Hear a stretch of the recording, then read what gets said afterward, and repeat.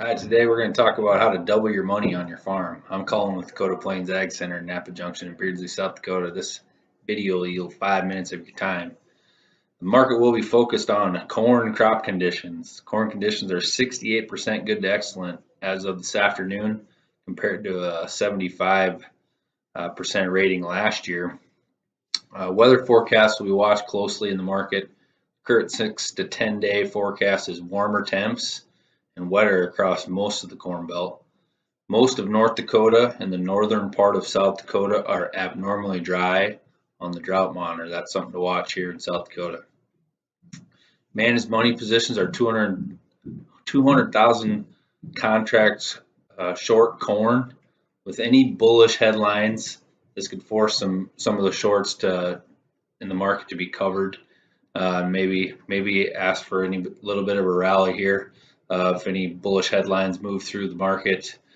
Funds are short 89,000 contracts of soybeans. We got a monthly WASDE report out on Friday at 11. That's a supply and demand for the world and for the U.S. This week I wanted to talk about farm returns. When I talk to farmers out there, there's a certain segment that likes to hit the home run and sell the high. I often say to those guys, good for you. You're still in business. I'm still working in town, and so call me when we get to the high. I'll buy it from you when we get there. So then there's a segment of farms that I work with that are consistent at selling at a reasonable return back to the farm. I consume a good amount of financial news and info, and I come across the other day the good old-fashioned rule of 72. Basically, the rule of 72 estimates how many years it takes to double your investment at a certain return. So simply, if you make a 10% return on your farm over 7 years, you would double your money in 7 years. If you made a 20% return on your farm, you would double your initial investment in 3.6 years. A 30% return, it'd take you 2.5 years to double your money. So how does this relate to your farm?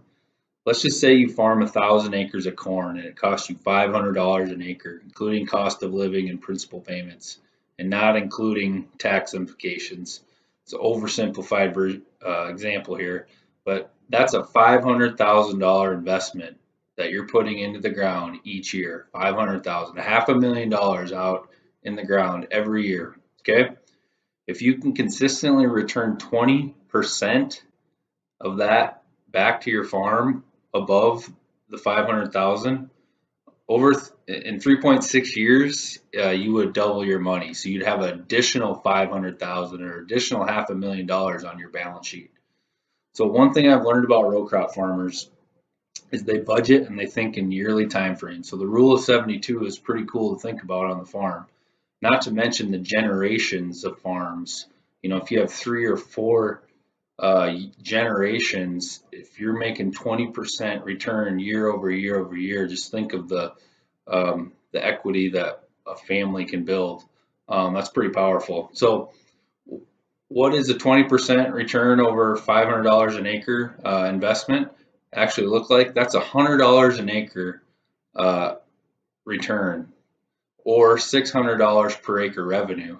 So most years, in the last 10 years, we've had a chance to sell $100 an acre profit on corn. So my point today is one doesn't have to hit the high to sustain and grow a farm. And isn't that the name of the game, sustain and grow? So today at current market, one has to grow 178 bushel corn to reach $600 per acre revenue. It can be done, but I know we got to pray for rain. It's South Dakota, and this is really crucial time here, June and July, for us in our corn market, in our corn crop. So $600 an acre is over 3.6 years, you're going to double your money. This is an oversimplified example and doesn't take into account taxes, like I said, but it just looks at the farm in a different light. It's food for thought. Thanks for watching. Be safe out there. Get your targets in.